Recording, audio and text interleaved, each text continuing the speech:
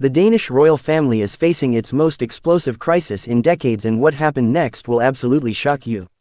Prince Joachim of Denmark has made a decision that has sent shockwaves through the halls of Amalienborg Palace and beyond, refusing point-blank to reconcile with his own mother Queen Margrethe and his brother King Frederik in what can only be described as an unprecedented royal meltdown that threatens to tear apart one of Europe's oldest monarchies.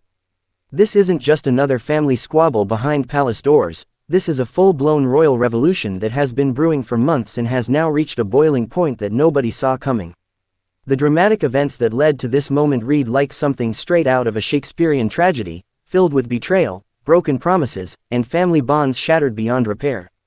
To understand the magnitude of what's happening right now, we need to go back to where this all began. The Danish royal family, once considered one of the most harmonious and modern monarchies in Europe, began showing cracks that would eventually become gaping wounds.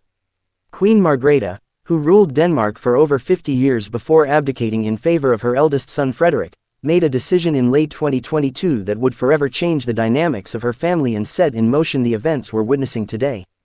The Queen announced that she would be stripping the royal titles from 4 of her grandchildren, specifically Prince Joachim's children. These weren't just ceremonial titles we're talking about, these were their identities, their place in the royal hierarchy, and their connection to centuries of Danish royal tradition. The children affected were Prince Nikolai, Prince Felix, Prince Henrik, and Princess Athena, all of whom would lose their His Royal Highness and Her Royal Highness designations and instead become counts and countesses. Queen Margrethe justified this bombshell decision by claiming it was necessary to streamline the monarchy and allow the children to live more normal lives without the burden of royal duties. She stated that this was a decision made for their own good, giving them more freedom to pursue their own paths in life. But what sounded like a grandmother's caring gesture quickly revealed itself to be something far more calculated and devastating. Prince Joachim's reaction was immediate and explosive. The father of these children felt completely blindsided by his mother's decision, claiming that he had been given virtually no warning and no opportunity to discuss this life-altering change with his family. In interviews that followed, Prince Joachim revealed that his relationship with his mother and brother had been deteriorating for years, but this decision was the final straw that broke the camel's back. The prince didn't hold back in his criticism, describing the decision as cruel and unnecessary, particularly highlighting how his children, especially the younger ones, were struggling to understand why their grandmother would take away something so fundamental to their identity. Prince Henrik, who was only 13 at the time, and Princess Athena, who was just 10, found themselves caught in the crossfire of a royal family feud that they never asked to be part of. But the story gets even more dramatic. What many people don't realize is that this decision came just months before King Frederik's accession to the throne. Queen Margrethe's abdication in January 2024 was supposed to be a moment of unity and celebration for the Danish people and the royal family. Instead, it became overshadowed by this ongoing family crisis that refused to go away. Prince Joachim, who had already been living in the United States with his family, made it clear that he felt betrayed not just by his mother but by the entire royal institution. His wife, Princess Marie, publicly supported her husband's position, stating that the family felt ostracized and pushed aside by the very institution they had served faithfully for years. The couple's decision to remain in the United States began to look less like a temporary posting and more like a permanent exile. The new King Frederik, caught between loyalty to his mother's decision and love for his brother, attempted to play the role of peacemaker.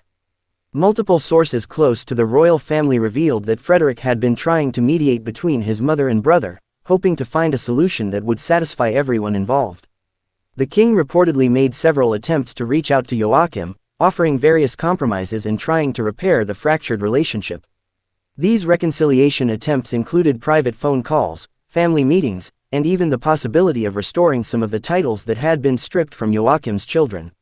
King Frederik, according to palace insiders, was genuinely distressed by the family rift and worried about the long-term implications for the monarchy's reputation and stability. He understood that a divided royal family sends a troubling message to the Danish people and the world. Queen Margrethe, meanwhile, maintained her position throughout the controversy.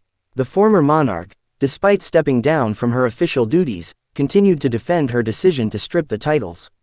Royal sources suggested that she viewed this as a necessary modernization of the monarchy, pointing to similar decisions made by other European royal families to reduce the number of working royals and streamline their operations. However, What makes this situation particularly heartbreaking is the impact on the children involved. Prince Nikolai, who had been building a successful modeling career partly based on his royal status, found himself having to navigate a new identity. Prince Felix, Prince Henrik, and Princess Athena, all at crucial stages in their development, were forced to grapple with questions about their place in the family and their future roles. The international media began picking up on the story, with royal watchers around the world expressing shock at the public nature of the Danish royal family's internal conflicts. Unlike the British royal family, which has had its share of public disputes, the Danish royals had always maintained a reputation for being close-knit and scandal-free. This very public falling out represented a dramatic departure from their usual discretion. As months passed and the situation showed no signs of improvement, it became clear that this wasn't just a temporary disagreement that would blow over. Prince Joachim's position hardened, and his public statements became increasingly critical of the royal institution and his family's treatment of his children. He began speaking more openly about feeling like a second-class member of the royal family, suggesting that there had been a long-standing pattern of favoritism toward his brother Frederik's line. The prince revealed in several interviews that he felt his children had been sacrificed on the altar of his brother's future reign. He argued that the decision to strip the titles was designed to elevate Frederik's children by diminishing his own, creating a clearer line of succession and reducing potential complications in the future.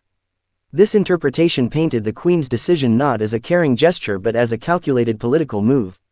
Prince Joachim also spoke about the emotional toll this crisis had taken on his family.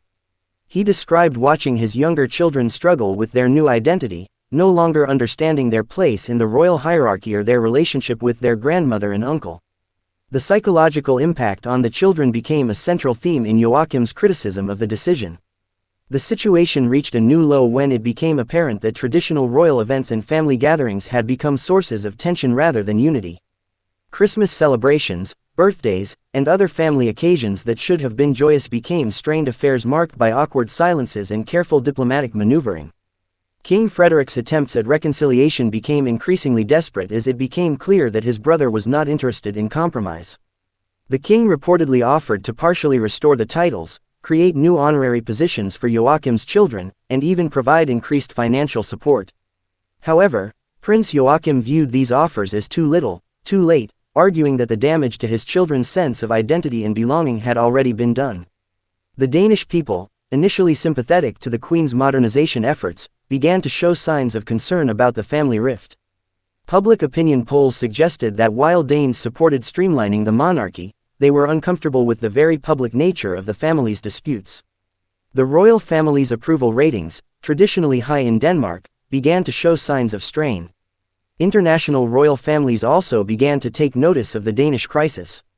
Other European monarchies, many of which had undergone their own modernization efforts, watched carefully to see how the situation would resolve. Some royal experts suggested that the Danish crisis could serve as a cautionary tale for other families considering similar changes. The media attention intensified when Prince Joachim gave a series of interviews to international outlets, something that was virtually unprecedented for a member of the Danish royal family. In these interviews, he spoke candidly about his feelings of betrayal and his decision to prioritize his children's well-being over royal protocols. He made it clear that he would not be returning to Denmark on a permanent basis and that his children's future lay outside the traditional royal framework. Perhaps most shocking of all was Prince Joachim's explicit rejection of reconciliation efforts. When directly asked about the possibility of repairing relationships with his mother and brother, the prince was unequivocal in his response. He stated that the trust had been broken beyond repair and that he could not forgive what he viewed as an attack on his children's identity and future. This rejection sent shockwaves through the Danish establishment and royal watchers worldwide. Never before had a senior member of the Danish royal family so publicly and definitively rejected reconciliation with the reigning monarch and the previous sovereign. The implications of this decision extend far beyond family dynamics and into the realm of constitutional monarchy and royal protocol. The prince's refusal to reconcile has created an unprecedented situation for the Danish royal family. Unlike other royal families that have dealt with feuds and disagreements, the Danish situation involves a direct rejection of the monarch's authority and legitimacy by a senior family member. This challenges the very foundations of monarchical unity and raises questions about the future stability of the institution. King Frederik now finds himself in an impossible position. As the reigning monarch, he cannot appear weak or allow family disputes to undermine royal authority. However, as a brother, he is clearly pained by the rift with Joachim and the impact on his nephews and niece. The king's attempts to balance these competing demands have become increasingly difficult as his brother's position hardens. The situation has also highlighted broader questions about the role of modern monarchy and the treatment of non-heir royals. Prince Joachim's case has become a symbol for younger royals around the world who find themselves in secondary positions within their families. His public stance has given voice to concerns about favoritism, modernization, and the human cost of royal protocol. Palace sources suggest that Queen Margrethe is deeply hurt by her son's public rejection and his refusal to consider reconciliation. Despite her official retirement, she remains a powerful figure within the royal family and a beloved figure among the Danish people. The former queen reportedly believed that her decision was in everyone's best interests and is struggling to understand her son's unwillingness to move forward. The international implications of this royal rift cannot be understated. Denmark's monarchy has long been viewed as a model of modern, accessible royalty. The country's royal family was seen as successfully balancing tradition with contemporary values, making them popular both domestically and internationally. This crisis threatens to undermine that reputation and raises questions about the Danish model of monarchy. Royal experts have suggested that Prince Joachim's refusal to reconcile represents a new form of royal rebellion. Unlike previous royal disputes that were kept private or resolved through traditional channels, Joachim's approach has been to take his case directly to the public. This strategy has transformed a family dispute into a broader conversation about monarchy, privilege, and family dynamics. The impact on the children at the center of this controversy continues to be a source of concern. Prince Nikolai, now in his 20s, has largely stayed out of the public debate while continuing his modeling career. However, the younger children, Prince Henrik and Princess Athena, remain caught between their parents' dispute with the royal family and their own relationships with their grandmother and uncle.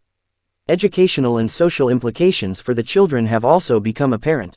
Questions about their schooling, social connections, and future opportunities have all been affected by their changed status and their father's public dispute with the royal family. The long-term psychological effects of this very public family breakdown remain to be seen. The Danish media has been forced to navigate this unprecedented situation carefully. Traditional royal reporting in Denmark has always been respectful and restrained, but Prince Joachim's openness about the family disputes has created new challenges for journalists covering the royal beat.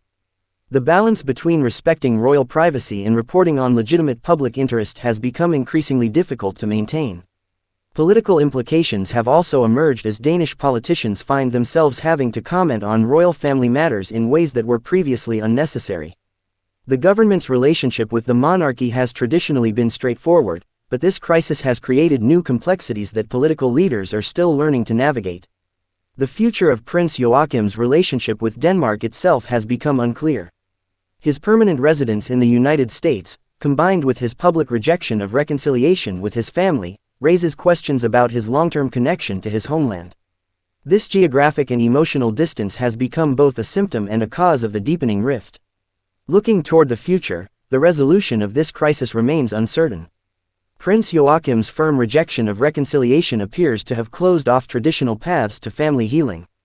King Frederik's options are limited, and Queen Margrethe's advanced age makes the possibility of change increasingly unlikely.